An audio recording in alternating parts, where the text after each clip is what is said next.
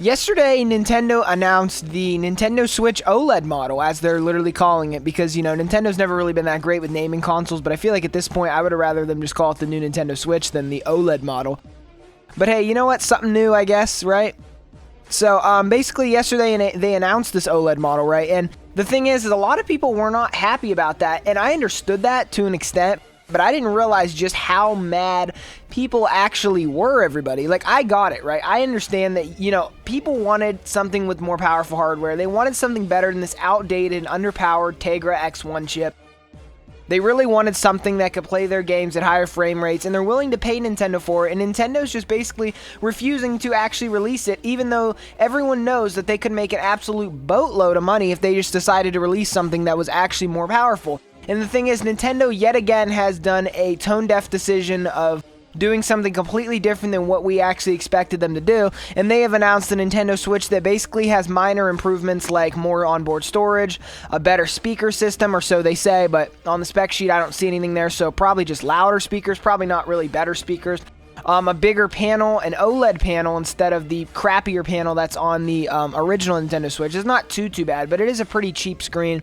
The new one will make a lot of games look a lot better. But the thing is people were hoping that there would definitely be some sort of mention of a more powerful chip used inside of this Nintendo Switch. And, well, to be honest with you guys, I was kind of expecting it too, especially after all the Bloomberg reports and everything. It definitely seemed like a given that this Switch was going to be more powerful than the current Switch. But everybody, this Switch is the exact same internally as the other Switch. So, guess what? It is no more powerful than any other version of the Switch, including the Switch Lite or the version 2 red box Switch. It is the exact same power as those. Only thing is I think something had to have been tweaked with the battery in order to give it that same amount of time with the OLED screen. But maybe not, you know, maybe that's not even changed either. But people are mad about this, right? And I understood people would not be happy, but people are mad. Like, there's a difference between people not being happy and people just being absolutely really mad. Like, I've seen people put up polls on YouTube and stuff, and it just seems like no one's buying this. Like, 8% of people say that I'm going to buy it. Like, 90-some% of people say I don't want to buy it.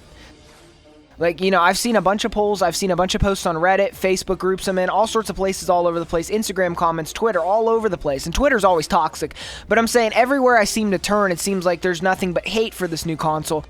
And as someone who definitely wasn't very impressed with it, I don't know if you guys watched my video from yesterday. I will leave a pop-up at the end of this video if you want to go watch that. But basically, it was me reacting to the announcement and everything. I wasn't all that impressed. I'm not going to lie. I really wasn't, because this is kind of like half of what we wanted. We wanted the OLED screen. We wanted, you know, better onboard storage and all these things. Those things were all nice. But the thing is, we also wanted more power. We wanted it to be able to upscale to 4K. I think some people would have been okay with it not upscaling to 4K. Just being able to play their games at a steadier frame rate, because the Switch struggles playing even first-party Nintendo games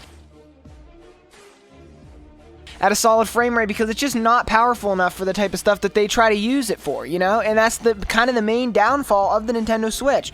Although it is one of my favorite consoles of all time, I have to be real with you guys, there is some problems with it, and that is definitely one of them. A lot of people are not happy about this, but like I said, me personally, I'm not happy about it either. But at least from the very minimum of this situation, I can see that it seems like Nintendo is at least trying in some places, but I cannot be a Nintendo fanboy and just act like this is okay.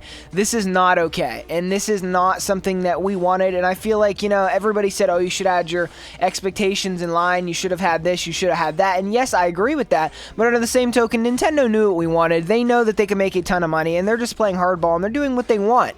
They know that basically the Switch is going to fly off store shelves, whether it's double the power it is now, or it is the same power it is now. They know that it'd be stupid to have NVIDIA and everybody use a higher-end chip for people literally not even to care, and people to buy these things up just like they have the lower chip in them, because they're not going to sell any better with the higher chip, or so Nintendo thinks from their point of view. There's been cases of it outselling all over the world at all times of the year, all the time, everybody. So what would inspire Nintendo to go out and make a better system? Just like everybody talking about there being a new PS5. Yeah, they may engineer a new PS5 pretty soon here, but what it's not going to be is more powerful. I refuse to believe it's going to be more powerful until we have further notice of that, because everybody, the PS5 is selling so well. Why would you put yourself even further in debt? We know Sony's taking a hit on every single one they sell. Why lose more money for no reason? People are going to buy it whether it's more powerful or it's the same power as this, and that's the problem here, everybody. But with this console in particular, I've seen even the Nintendo fanboys say, you know what, I don't want to buy that. I don't need this thing. And the thing is that I can kind of see why. I really can, because if you're a docked player, there is absolutely no advantage to buying this console whatsoever. I mean, absolutely none. Like, what are you going to do with a console that has a better OLED screen and better speakers and more onboard, not memory, what's it called? Storage. What are you going to do with it besides the storage? Nothing. Basically, every single advantage to this thing is for people who play in portable mode. So a lot of people were saying they'd rather have the OLED screen and a Switch Lite, which is something that I didn't really think about. But yeah, I think that would have been a cool idea too. I mean, maybe as like a second thing to sell. I definitely think that it would have been better to put them on both than to just put it on the Lite. I feel like putting it just on the Switch Lite would have been kind of a bad idea from a business decision. Yeah, that's kind of what I got to talk about today. Basically, a lot of people are not happy about the Nintendo Switch OLED model, and including myself, I'm a little disappointed. I'm definitely not as mad as some people are, because I mean, some people are really, really mad. Like, they are actually super, super mad. I'm not that mad about it, but I'm definitely not like jumping for joy here or anything. Like, I mean, I'm excited about this. I'm gonna unbox it on the channel. Subscribe so you don't miss that.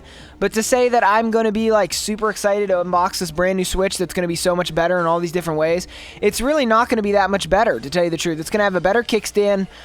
We presume some type of better battery because that OLED screen, a better screen, a bigger screen, better speakers, but it's still gonna have Joy-Con drift. It's still not gonna be as powerful as people wanted it to be, and it ultimately still doesn't give people enough storage to actually not require an SD card. It's like they're teasing us. Like Rich of Review Tech USA said, they're teasing us. They give us 64 gigabytes knowing that we still need like 128.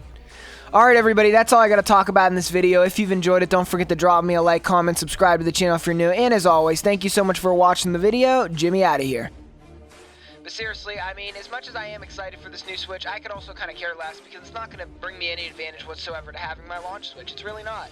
Besides battery life, which I have a Switch Lite that has better battery life. So like I said, there's really nothing here that's that groundbreaking. There's really nothing here that's that amazing. And I feel like if you think that there is, I think that, you know, maybe you need to look at the spec sheet and everything again, because really there's nothing here that impresses me that much, or the rest of the world. No one's all that happy about this. Alright everybody, I'll see you later.